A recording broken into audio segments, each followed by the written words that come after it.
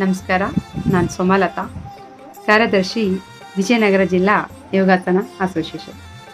ಪ್ರಿಯ ಯೋಗ ಬಾಂಧವರೇ, ನಿಮಗೊಂದು ಸಿಹಿ ಸುದ್ದಿ. ಈ ವರ್ಷ ಜಿಲ್ಲಾ ಮಟ್ಟದ ಯೋಗಾಸನ ಸ್ಪರ್ಧೆ ವಿಜಯನಗರ ಜಿಲ್ಲೆಯ ಹರಪನಹಳ್ಳಿ ತಾಲೂಕಿನ ಬಸಮ್ಮ ಕಲಾಮಂದಿರ, ಗೊರವಿನ ತೋಟ, ವಿಜಯಲಕ್ಷ್ಮಿ ಗ್ಯಾಸ್ ಏಜೆನ್ಸಿ ಹತ್ತಿರ ಹರಪನಹಳ್ಳಿ, ಇದೇ ಭಾನುವಾರ ಅಂದರೆ ಜುಲೈ 6ರಂದು ಸ್ಪರ್ಧೆಗಳು ನಡೆಯಲಿವೆ.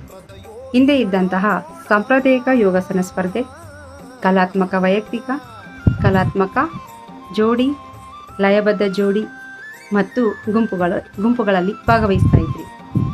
ಈ ವರ್ಷ ಹೆಚ್ಚಿನದಾಗಿ ಕಾಲಿನ ಮೇಲೆ ನಿಂತು ಮಾಡುವ ಆಸನಗಳು, ಕೈಗಳ ಮೇಲೆ ನಿಂತು ಮಾಡುವ ಆಸನಗಳು, ಮುಂದೆ ಬಾಗಿ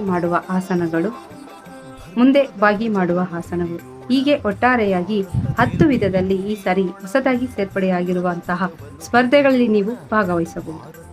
ಹಿಂದೆ ನಡೆದಂತಹ ಏಷ್ಯನ್ ಗೇಮ್ಸ್ ಅಲ್ಲಿ ನಮ್ಮ ಭಾರತದಿಂದ, ಅದು ಕರ್ನಾಟಕದಿಂದ ನಮ್ಮ ವಿದ್ಯಾರ್ಥಿಗಳು ಭಾಗವಹಿಸಿದ್ದು ಹೆಮ್ಮೆಯ ವಿಷಯ. ಹಾಗೆ ಮುಂದೆ ನಡೆಯುವ ಅಂದರೆ 2026ರಲ್ಲಿ ನಡೆಯುವ ಪ್ಯಾರಾ ಒಲಿಂಪಿಕ್ನಲ್ಲಿ ನಮ್ಮ ವಿದ್ಯಾರ್ಥಿಗಳು ಭಾಗವಹಿಸಲಿದ್ದಾರೆ.